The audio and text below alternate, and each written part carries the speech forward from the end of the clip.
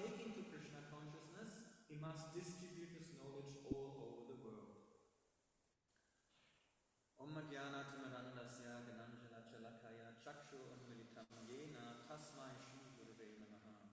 Jai Shri Krishna Chaitanya Prabhu Nityananda Shri Advaita Gadadhar Shri Vasadi Gaura Bhakta Vrinda. Hare Krishna Krishna Krishna Hare Hare Hare Ram Hare Ram Hare Hare. Translation again. Bharatvarsha offers the proper land and circumstances in which to execute devotional service, which can free one from the results of jnana and karma. If one obtains a human body in the land of Bharatvarsha with clear sensory organs with which to execute the Sankirtan Yajna, but in spite of this opportunity he does not take to devotional service, he is certainly like liberated forest animals and birds that are careless and are therefore again bound by a hunter. It's a nice section. You hear about all the different islands and how the residents of the different islands are worshipping Krishna. And then in the middle we find this wonderful description of the purpose of human life, the purpose of ISKCON, to practice devotional service and to give devotional service to others.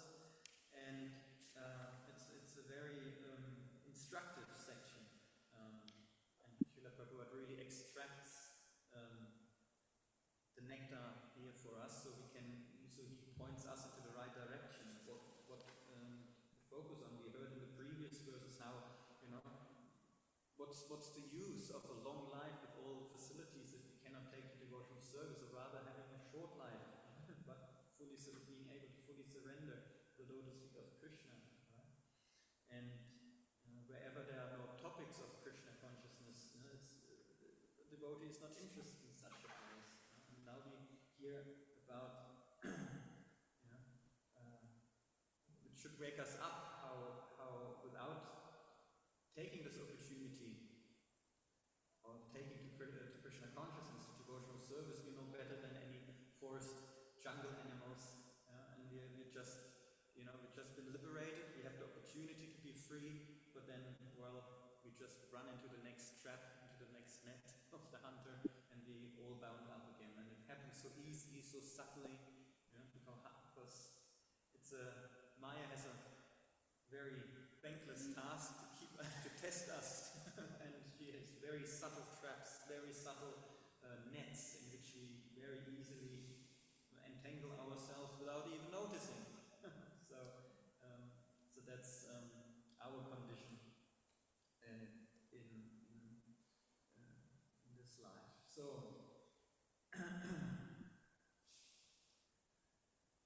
devotional service, the Sankirtan Yajna.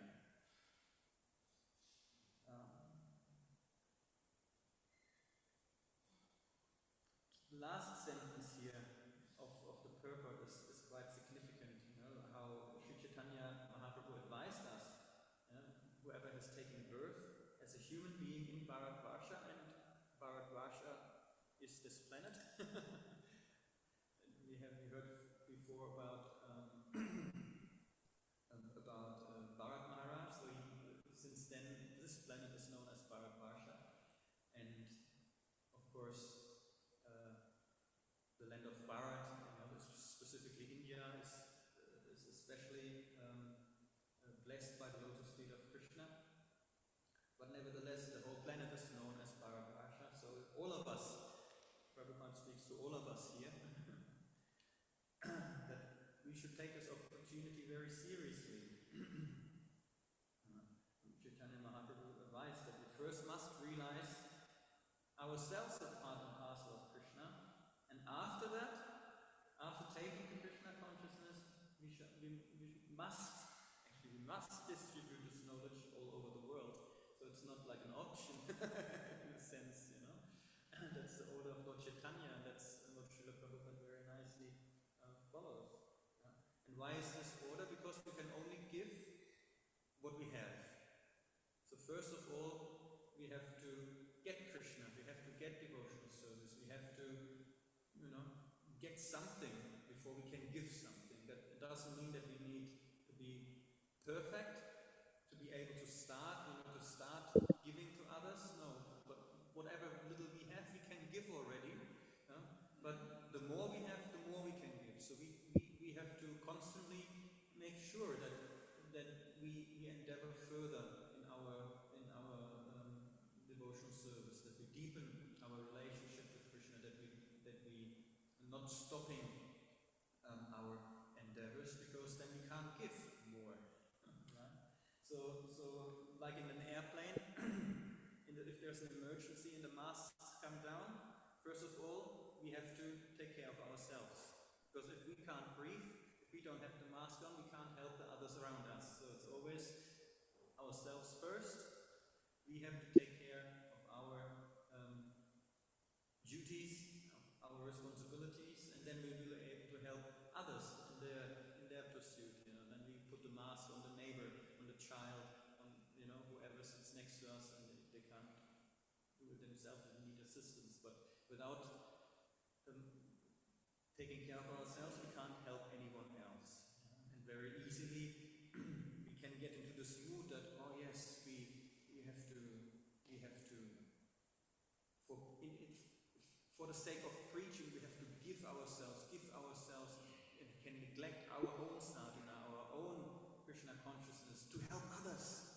But that doesn't quite work, because we can only give what we have. So if we lose the vision, our spiritual vision of devotional service, because we neglect our sadhana, our chanting, our reading, our service, then we have nothing to give. And our vision becomes very mundane very quickly.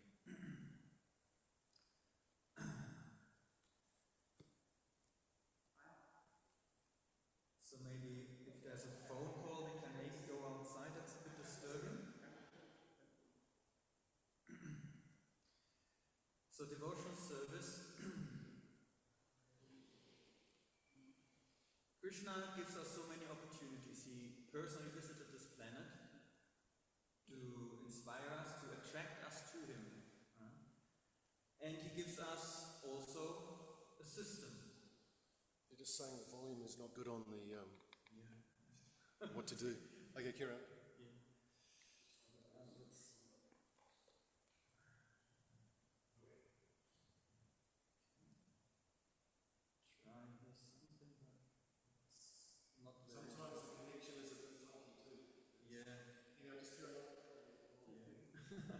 Technical difficulties cannot hamper devotional service. So there are two.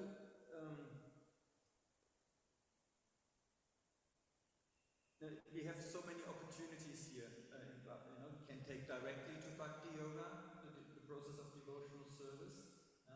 But for those who cannot take Bhakti Yoga, maybe due to lack of faith, there are other processes which gradually bring us to Krishna consciousness.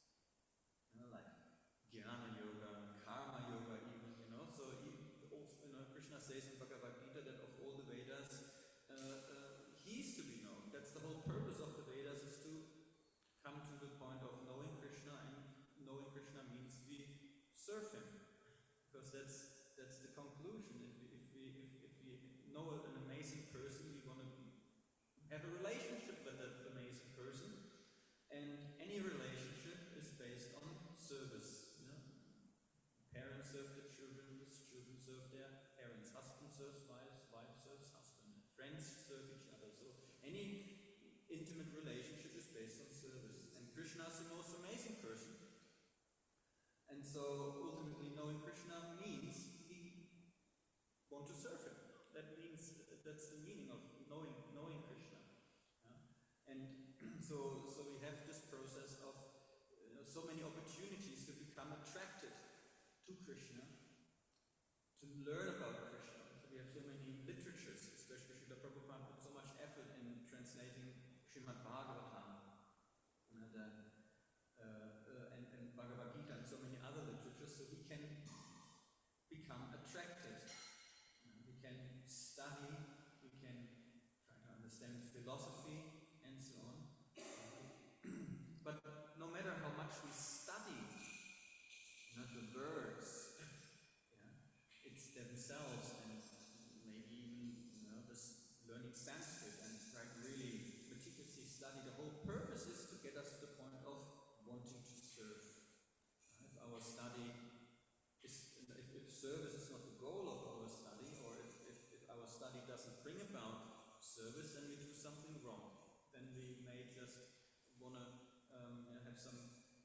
those ego motivations here to be a good scholar, for example. You know? But that doesn't matter either, because devotional service ultimately is purifying, getting in contact with Krishna and in contact with devotional service is Shuddham, is purifying, antiseptic.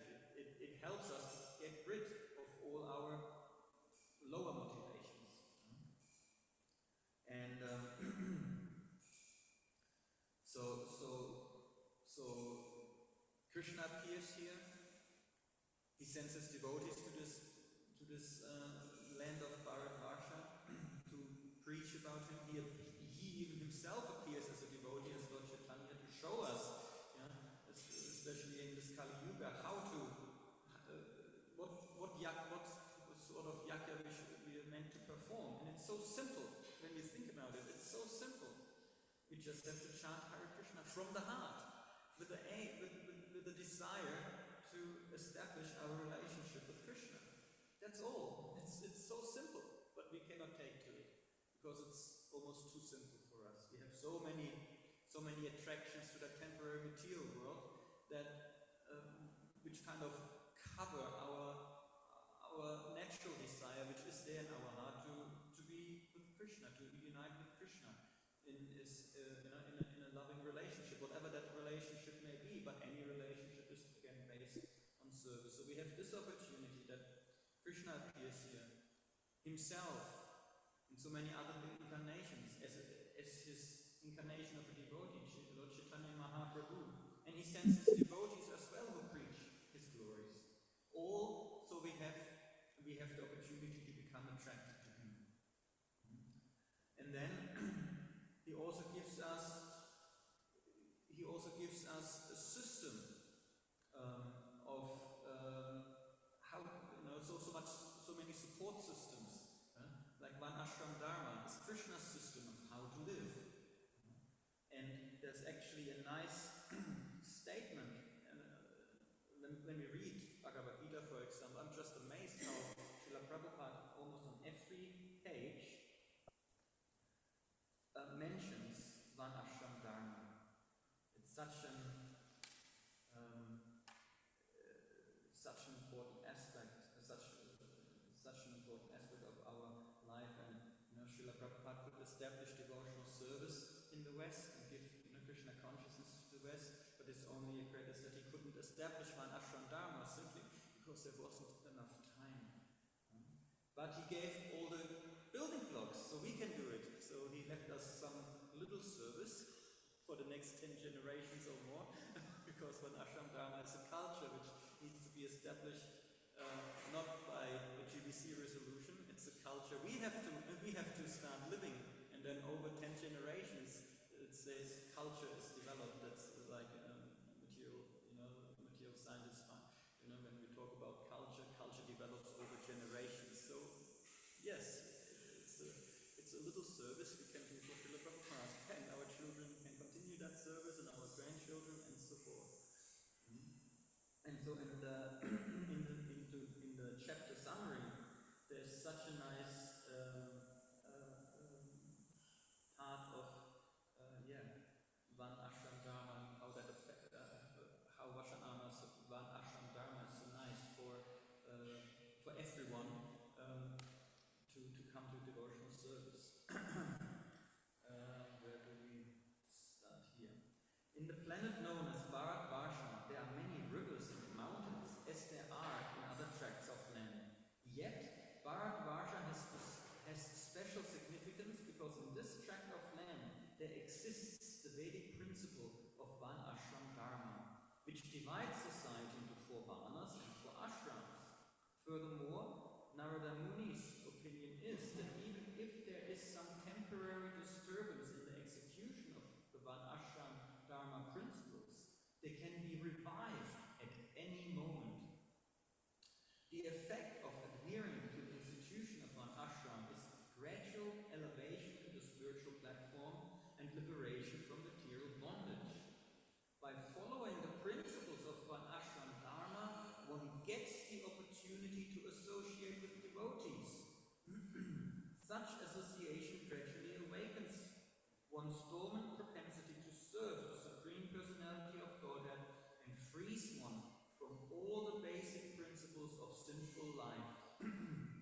one then gets the opportunity to offer unalloyed devotional service to the Supreme Lord Master. Ananya Bhakti, unalloyed devotional service. And this is the opportunity we, as inhabitants of Bharatvarsha, have. That's why, life, taking birth on this planet is even praised by the demigods, because they, they, they are devotees, but they have so much material enjoyment that they're easily distracted. So they praise the opportunity we have here on this planet, because it's so, Krishna made it so easy for us. He gave us so much support to reawaken our dormant Krishna consciousness. And we may feel a little bit overwhelmed when we think, okay, when we honestly look into our hearts, and see, okay, so pure devotional service means I do not desire anything but to serve Krishna. I just want to please Krishna, no matter if I feel good, if I feel bad. That's what pure devotional service means. And if you look into our heart, you're like, it's quite a little bit away. We have so many, say, ulterior motivations. We want something in return. Prahlad Maharaj said, if we want anything in return for our service, well, that's not then we're not servants, then we are Right merchants. here, Prabhuji. A business deal with Krishna, but even that, because again, any contact with Krishna is purifying. So even if we have, if we're full of material desires or free of material desires and only want pure devotional service, we should approach Krishna, because approaching Krishna means we become purified of all the other motivations over time, of course. Gradual process. We just heard Srila Prabhupada explaining in the summary of the chapter. So gradual development of Krishna consciousness, and there can be many stages. Where first we engage in devotional service, where we want to do a certain service and we want to have something in return. And then that may be purified. Maybe then we become, we don't want anything in return anymore, but we engage in only that service we want because we like that service. That's also not pure devotional service. That's what is this? Karma yoga. It's karma yoga. It's actually not a low. Karma yoga is not a low stage. Often as devotees look kind of, karma yoga. But actually, karma yoga means that we attach to a certain service, but we do that without a desire of a result, without a desire of anything in return. That's quite a high state, actually. But pure devotional service means we do whatever Krishna wants us to do, and also we are not attached to any results. So that's pure devotional service. So there are different stages, and by simply engaging in devotional service, we get taste. Because that's our natural position. It's a little bit like the analogy, like the fish out of the water. Currently in this material world, we're not in our natural environment. We're like a fish out of water. And no matter how many facilities for enjoyment we get, as long as we're not in the water, there is no enjoyment, there's only suffering. And by engaging in devotional service, somehow or other, no matter what our desires are, we're going to be splashed with water and revive our natural state. And we realize, actually, I want to be in the water. And the more we serve Krishna, and then fully engage in devotional service, then sooner or later we will end up in the ocean again. It may be quick, it may be slow. Maybe we just take a few splashes of water to start with, then maybe we just jump in the puddle and jump back out again. But sooner or later we want to be back in the ocean, and we will be back in the ocean as long as we continue devotional service. So that's why we get a higher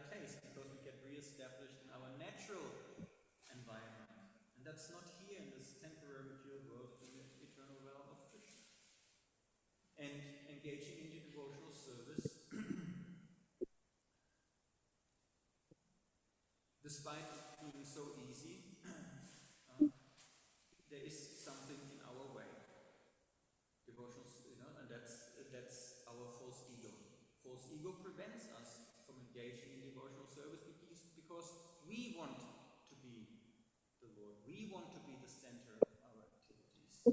একদম We see logic ourselves as the center of the universe almost, when we really look deep into our hearts. We have all those desires and they're all centered around me. And so devotion, so the false ego is actually the only entity which stands between me and Krishna. Because I am not this body, I am not this mind, I am not whatever I think I am, materially speaking. I am the servant of the servant of the servant. I'm the servant of Krishna, the servant of the servant of Krishna. But with our material conceptions, we think, no, actually, no, I'm better than that. I'm not a servant, because we don't really realize how wonderful it is to be a servant of Krishna. Materially speaking, a servant is just a lowly person. But again, any relationship depends on service, and the most intimate relationship they're only intimate because of service to one another, be it in friendship, be it in marriage, being it as a father and a child, parents and children. The most intimate relationships we have are based on service. Or to speak of also, for a disciple relationship, it's also based on service. And the deeper or the more the service is rendered to the spiritual master, the more intimate the relationship becomes, because the spiritual master then reciprocates by giving us more and more access to the devotional service to Krishna.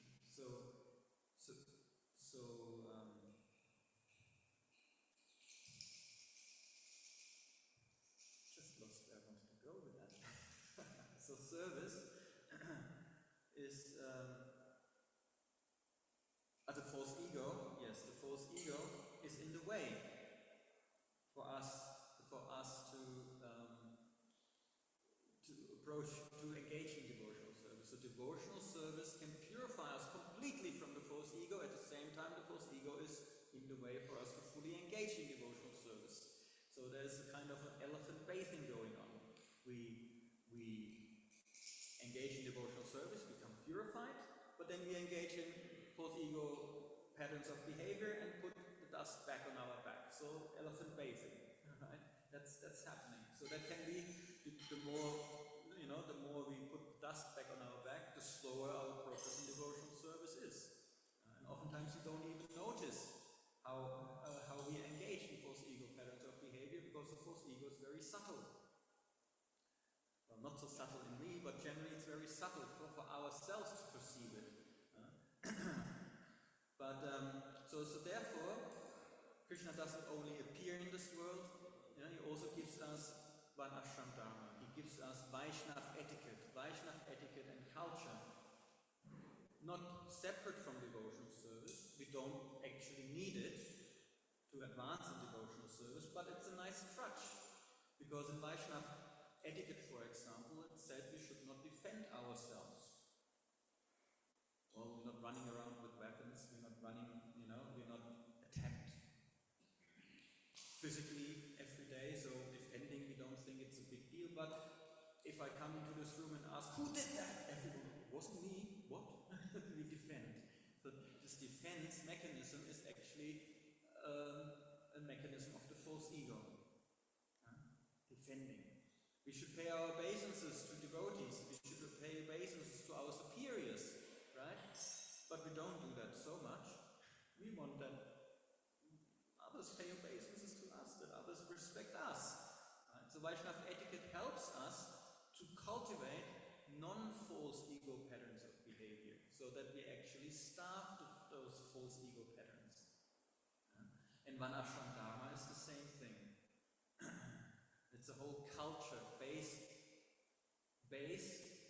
on the principle to keep our false ego low. Not to feed it too much. Material life is compared to a fever. Srila Prabhupada compares it in the nectar of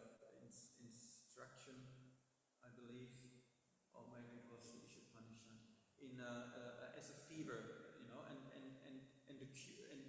how do we treat the fever? We want to get the temperature down. But material life is kind of, let's increase the fever more and more, and we get more and more into a crazy, delirious condition. Through all the illusions we get, the higher the fever rises. So the culture, the institution, the culture of an ashram dharma is designed in such a way that it keeps our fever low. At the same time, it fulfills all our needs. If we perform our duties according to our varna and ashram, then automatically, if everyone does that, automatically everyone's needs are fulfilled. And we are in a more humble state of mind. And humble means also that we can chant the holy name of the Lord. We should be more humble than a tree. That's what Chaitanya's instructions. Only then we can chant the holy name of the Lord constantly. Only then we can engage in devotional service, because we're humble. We feel helpless. We feel that we need Krishna. As long as we're proud and not humble, if our false ego is the size of this planet, then we don't think we need Krishna. And then we cannot really engage in devotional service. So the whole system is designed to keep the false ego a little bit in check, so we can approach Krishna more easily. And while we're engaging in devotional service and Vaishnava etiquette and performing our duties, which are all designed to starve our false ego, then the progress will be much faster. That's why railways are usually on 2 tracks, because 1 track is not very stable. You're wobbling and you can progress very fast, but with 2 tracks, soon you can reach, I think the fastest train is over 500 kilometers an hour in France or something. Right? So that's much faster. We couldn't do that just with 1 track. So Krishna gives us so many facilities on this planet to engage in devotional service, to reduce our false ego, which is in the way of devotional service. And so if we pursue both tracks parallel, the progress will be much faster. But devotional service is the most important. And like it said, at any time, one ashram dharma can be reinstated. But for devotional service, we need to have the pure devotee who gives it to us. And with Srila Prabhupada, we have such a nice example, because he gave us the keys to devotional service, and that's sadhana bhakti. Devotional service in practice. And if we perform sadhana bhakti, then we will ultimately come, or we have the opportunity to get to the stage of pure devotional service. There are many distractions, and we're so attracted to the material worlds, to material enjoyment and so on. So easily we may end up back in the net of the hunter. But if we stay in the association of devotees and practice sadhana bhakti, then we're pretty safe. But so many distractions in our mind. And sadhana bhakti is also quite interesting, because especially in the beginning, you come to Krishna consciousness. Okay, what's the sadhana? Minimum of 16 rounds chanting. Okay, tick. You finish it 16 rounds, and Srila Prabhupada once, very demonstratively, finished his rounds, and then put the last counter beat down, put the beats next to him. So now I can do any damn thing I like. So that's not sadhana bhakti, to tick off the boxes and then just do whatever we like. But very easily, especially in the beginning phases of bhakti sadhana, we just tick the boxes. Okay, I did my reading. Okay, I did some chanting. Okay, I did my service. Done for the day. Now I go to the cinema. Now I go do whatever I like. That's not sadhana bhakti. Sadhana bhakti is meant to bring about a change of heart.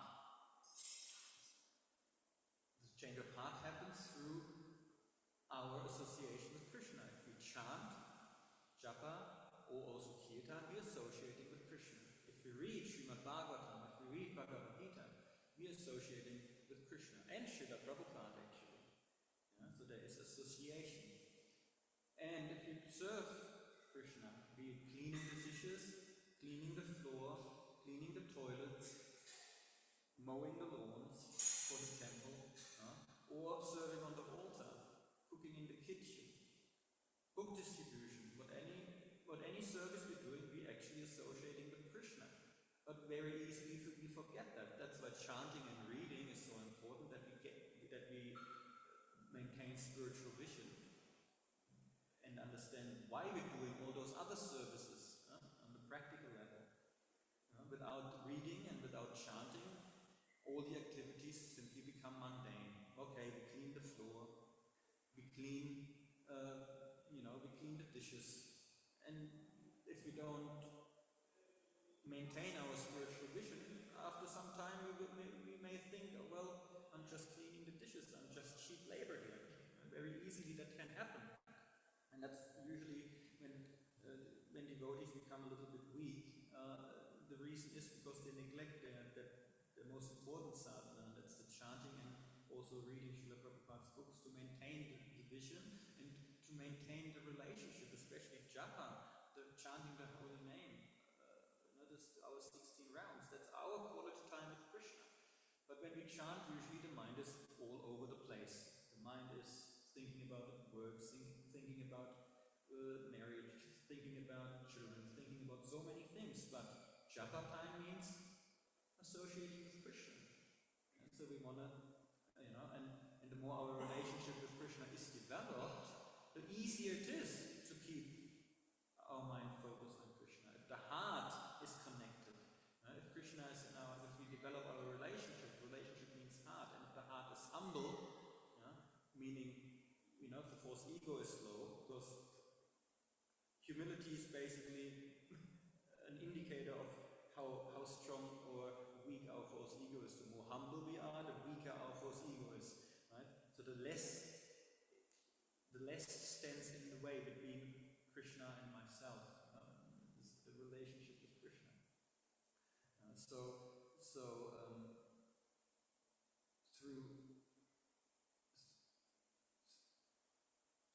Through chanting, specifically, we cultivate our relationship with Krishna, whatever that may be, and it's based on service.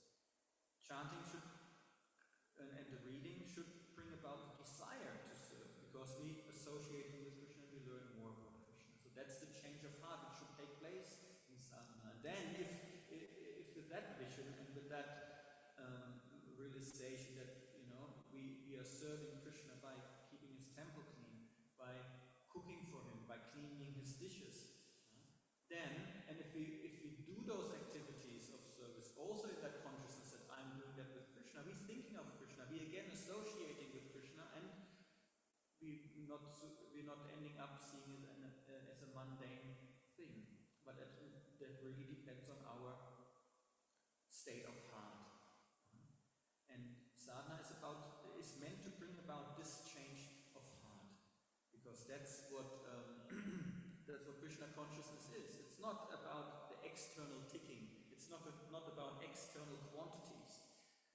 How much did you clean? How much did you distribute? How much service did you do? How many hours? That doesn't really cut it when we leave this body and then want to go back home, back to Godhead. So it depends on other things. It depends on going back home, back to Godhead. It depends on how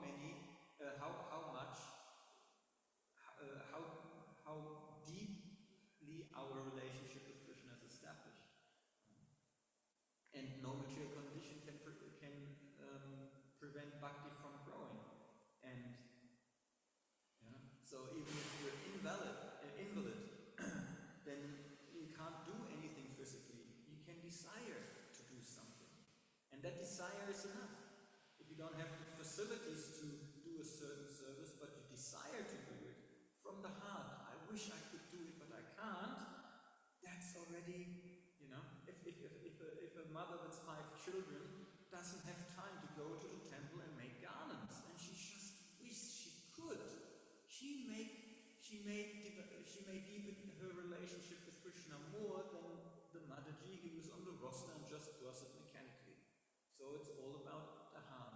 doesn't mean we can be just lazy and not do anything. It's about a desire, and no one actually can judge it except ourselves. We cannot judge others. Or is he doing it seriously? Or we don't know what's going on in other person's heart, except if we have a relationship with that person and we engage in the six loving exchanges. Of which is revealing the mind in confidence, then we may know what's going on in the other person's heart, but otherwise we cannot judge. So Krishna consciousness is not an external thing, it's an internal process, which ultimately also manifests externally, but not necessarily. It's not necessary.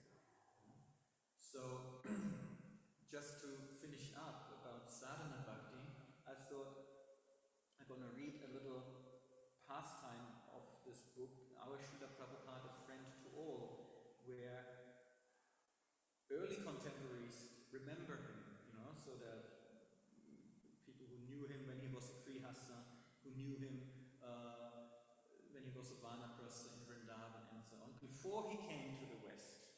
And there are quite a few amazing stories in there, and one is about Srila Prabhupada's sadhana. Let's hope I'll find it quickly.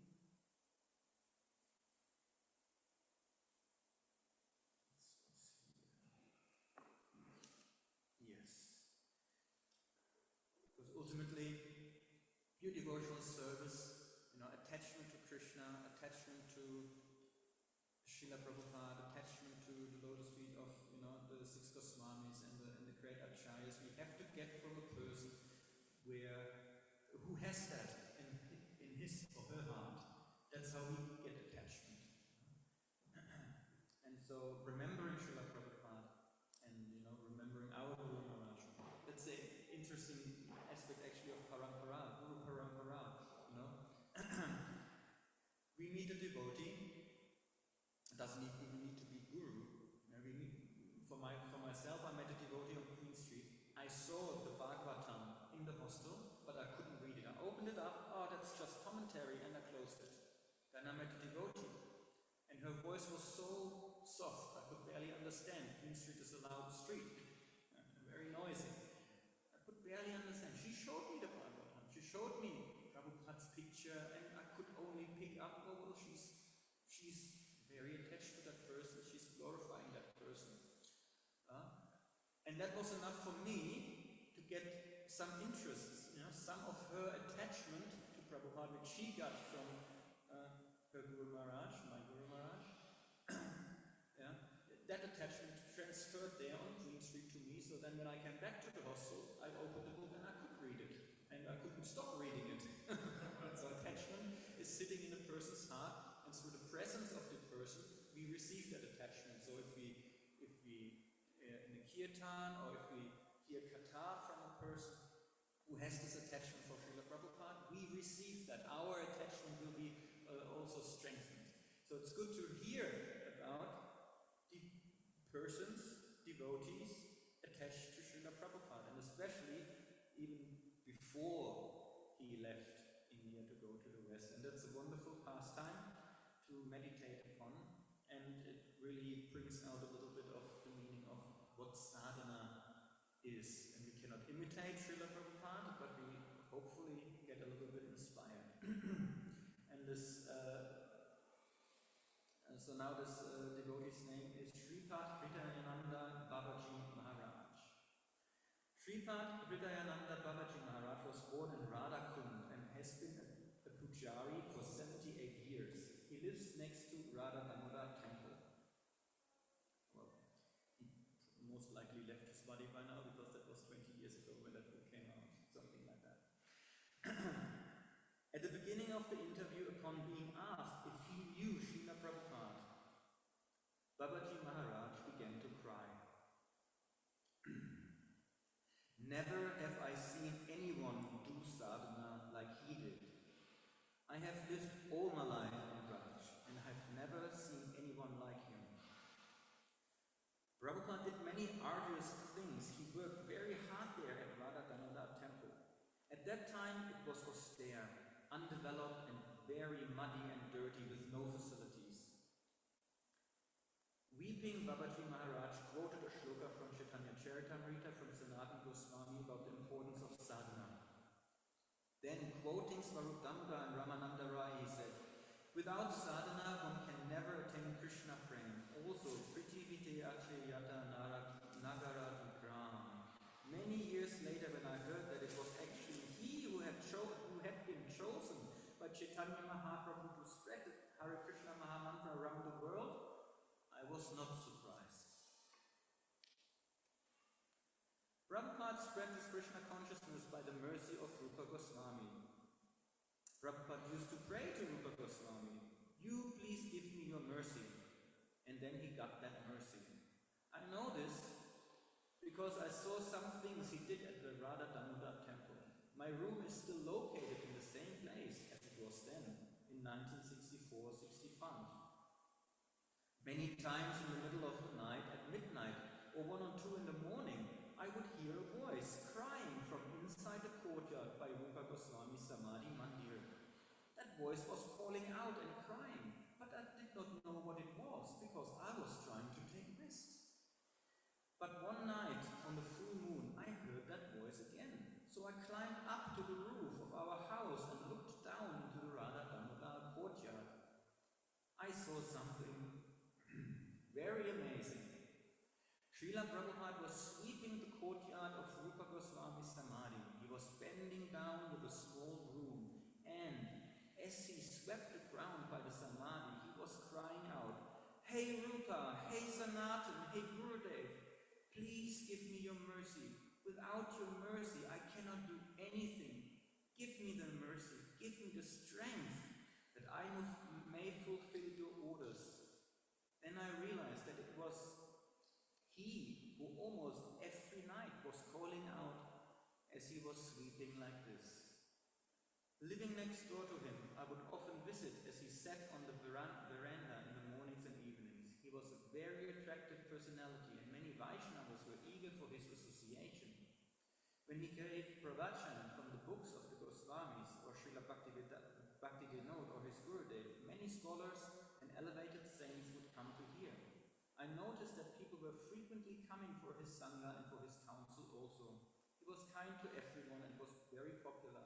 Sometimes, if too many people had visited, he wanted his private time to chant or write in his room, and he would ask me to sit there in his place on the veranda and tell anyone inquiring that he was not available now. Because I felt great affection for him, I asked him if I might do any service for him. Sometimes he let me sweep the room and the veranda, remove trash, wash clothes, wash other small things. One day, I clearly remember, I was cleaning his room and saw some cobwebs hanging from the ceiling. With a broom, I swept them down, then I saw the spiders crawling on the floor. I was just noticing this when Srila Prabhupada came inside. Immediately, he looked to the floor and saw the spiders, and he looked up to the ceiling. "Why have you disturbed?" he asked. I apologized, feeling ashamed, saying that I had made a mistake, but that the spiders were not killed and would be all right. Then he told me that we should never cause disturbance to residents like these of the Holy Dharma. He said that we ourselves are actually newcomers and that they have been residing here for countless generations and must be respected. When he gave me this instruction, he was very brave.